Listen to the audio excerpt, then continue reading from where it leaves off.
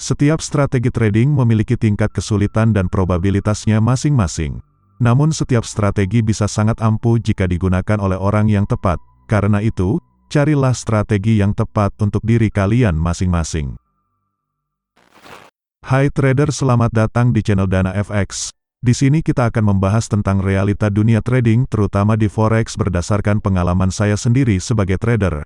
Dan tentunya kalian para trader semua juga bisa bertanya dan berdiskusi di kolom komentar, jika menurut kalian ada yang kurang dari penjelasan saya. Pada video kali ini saya akan mengungkap strategi trading terbaik dengan indikator MACD untuk day trading.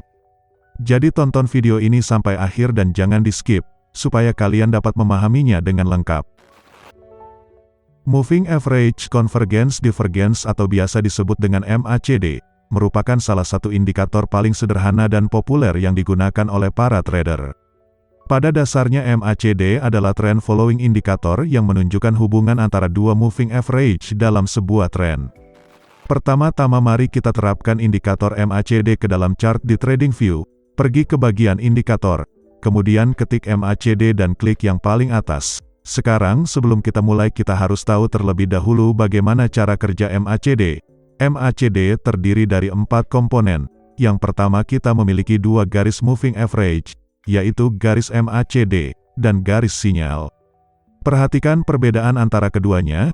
Garis MACD bergerak lebih cepat dan lebih sensitif terhadap perubahan harga, yang mana garis ini akan menjadi fokus utama indikator MACD ini. Sedangkan garis sinyal bereaksi lebih lamban terhadap perubahan harga sehingga memberikan tampilan yang lebih halus. Selanjutnya ada histogram yang mewakili selisih antara garis MACD dan garis sinyal.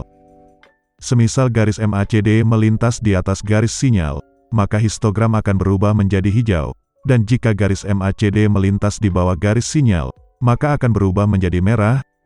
Dan yang terakhir ada garis nol yang mewakili titik tengah dari indikator. Sekarang mari kita lihat cara menggunakan indikator ini untuk trading. Jadi indikator ini digunakan untuk mengidentifikasi momentum dengan melihat persilangan antara garis MACD melintasi garis sinyal. Contohnya seperti berikut. Jika garis MACD melintasi di atas garis sinyal, itu menunjukkan bahwa market berada pada momentum naik.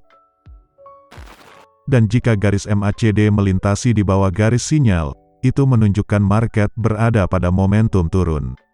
Seperti yang sudah kita tahu bahwa momentum MACD ini didasarkan dari dua moving average. Terus pertanyaannya, kenapa kita harus menggunakan MACD dan bukan moving average saja? Saya berikan perbandingan cepat saja di sini. Di mana kita ada MACD dengan pengaturan default 12 dan 26. Dan di sini kita juga ada dua EMA yang diatur dengan nilai yang sama dengan MACD yaitu 12 dan 26. Perhatikan korelasi antara kedua indikator ini, di mana setiap kali kita ada persilangan pada EMA, kita juga ada persilangan pada garis MACD dan garis nol. Tapi ingat, apa yang kita cari bukan persilangan garis MACD dengan garis nol, melainkan persilangan antara garis MACD dengan garis sinyal. Dan seperti yang kalian lihat, persilangan di MACD memberikan sinyal persilangan yang jauh lebih awal dibanding dengan persilangan pada moving average. Oleh karena itu, saya lebih menyarankan menggunakan MACD untuk indikator momentum. Karena MACD ini merupakan indikator momentum, maka indikator ini tidak boleh digunakan sendirian tanpa ada indikator atau teknik lain. Mari kita lihat mengapa itu merupakan kesalahan apabila menggunakan indikator MACD saja. Seperti yang bisa dilihat di sini, bahwa market secara keseluruhan sedang trending ke arah bawah. Namun MACD malah mengarah ke atas, jadi keduanya justru saling bertentangan, di mana MACD menunjukkan momentum ke atas tetapi market bergerak ke bawah. Inilah mengapa kalian tidak boleh menggunakan MACD saja untuk trading, karena yang ditunjukkan MACD kepada kita hanyalah momentum jangka pendek, dan sebagai trader kita juga harus memikirkan tren jangka panjangnya, karena MACD ini merupakan trend following indikator, jadi kita tidak boleh menggunakannya untuk melawan arah tren. Lalu bagaimana supaya kita tahu kalau kita searah dengan tren? Nah sekarang kita masuk ke strategi tradingnya.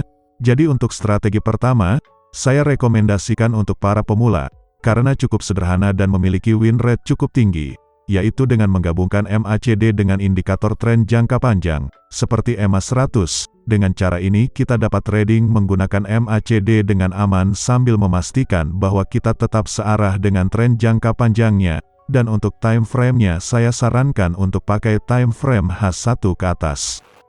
Langkah pertamanya kita identifikasi tren jangka panjang dengan melihat EMA 100. Jika harga di atas EMA 100, itu menunjukkan bahwa tren jangka panjang naik, dan jika harga di bawah EMA 100, itu menunjukkan bahwa tren jangka panjangnya turun. Jadi setelah kita mengidentifikasi tren, langkah selanjutnya adalah kita mencari persilangan di MACD yang menunjukkan sinyal yang sama seperti tren jangka panjangnya.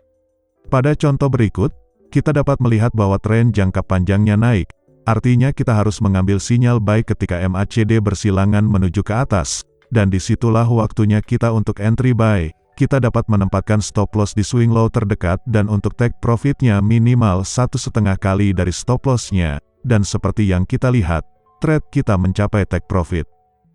Mari kita lihat contoh lainnya.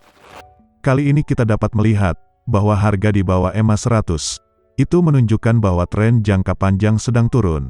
Selanjutnya, kita ada persilangan MACD menuju ke bawah dan ini menjadi sinyal kita untuk entry sell. Sekarang untuk stop loss-nya ditempatkan di atas swing high terdekat dan untuk take profit-nya minimal 1,5 kali dari stop loss-nya. Dan seperti yang kita lihat harga berhasil sampai di take profit. Jadi itulah strategi MACD yang sederhana tapi profitable dan dapat digunakan oleh para pemula. Sekarang strategi trading untuk trader yang sudah advance. Jadi jika kalian ingin meningkatkan win rate saya sarankan menggunakan versi strategi yang lebih advance, yaitu dengan menggabungkan MACD dengan price action. Di sini saya menggunakan chart di MT4 karena saya terbiasa melakukan analisa untuk price action menggunakan chart di MT4. Namun jika kalian ingin menggunakan chart di TradingView juga tidak apa-apa karena sama saja caranya. Untuk di MT4 indikator MACD bawaannya berbeda dengan di TradingView, karena hanya ada satu garis MACD saja. Oleh karena itu saya di sini menggunakan custom indikator MACD. Jika kalian ingin menggunakannya juga, kalian bisa download saja melalui link di deskripsi.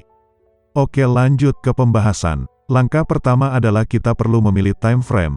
Dalam hal ini kita perlu menggunakan multiple time frame, di mana time frame besar berfungsi untuk mengetahui tren jangka panjangnya. Di sini kita menggunakan time frame H4, sedangkan time frame yang lebih kecil kita gunakan time frame H1, yang berfungsi untuk melihat momentum dan entry.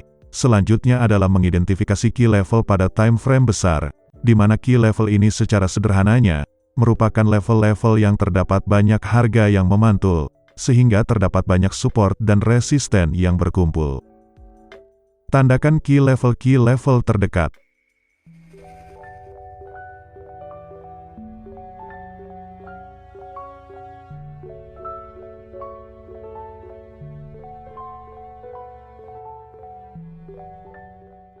Selanjutnya adalah kita menunggu sampai harga mendekati key level tersebut.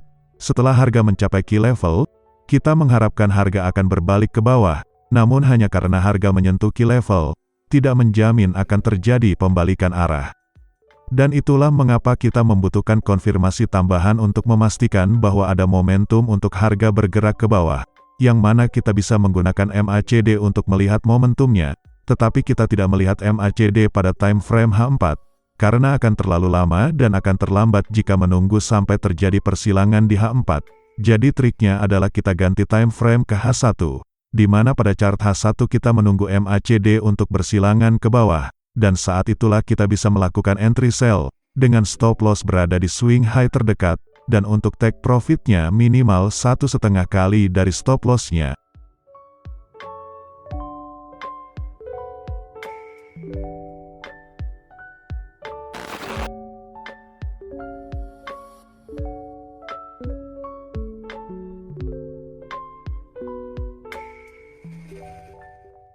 Dan seperti yang kita lihat harga berhasil sampai di take profit.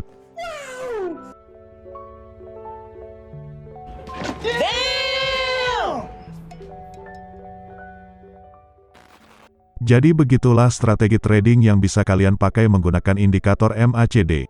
Untuk para pemula, kalian bisa gunakan strategi pertama yang simple dan profitable. Dan untuk para trader yang sudah advance, Kalian bisa gunakan strategi kedua, yang mana lebih tinggi win rate-nya, tetapi diperlukan kemampuan untuk membaca price action, terutama mencari key level pada harga, yang mana cara melihat price action setiap orang berbeda-beda. Oleh karena itu diperlukan pengalaman dan jam terbang, untuk mengetahui level-level mana yang penting dan berkemungkinan tinggi price akan berbalik arah. Jika menurut kalian video ini bermanfaat, silakan tekan tombol like dan subscribe supaya saya makin semangat untuk buat konten-konten selanjutnya, dan bagikan video ini ke teman-teman kalian juga, baik yang sudah mulai trading, atau baru mau memulai, supaya bisa sama-sama belajar, dan jangan lupa nyalakan lonceng supaya kalian gak ketinggalan video terbaru.